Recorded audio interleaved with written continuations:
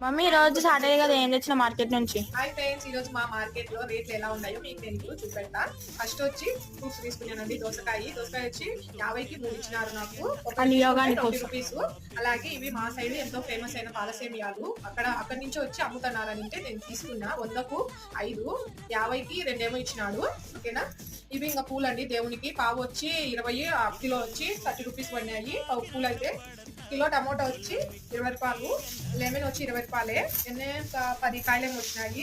ఇవి ఇంకా ఇదేంటి తీసుకున్నా. పాస్తాకి అయితే తీసుకున్నా. గొట్టాలు తీసుకున్నా. పావు వచ్చి 30 రూపాయలు. వంకాయలు కూడా పావు వచ్చి 20. నేను పావు చెప్తే హాఫ్ కిలో కట్టినాడు. 30 రూపాయలు.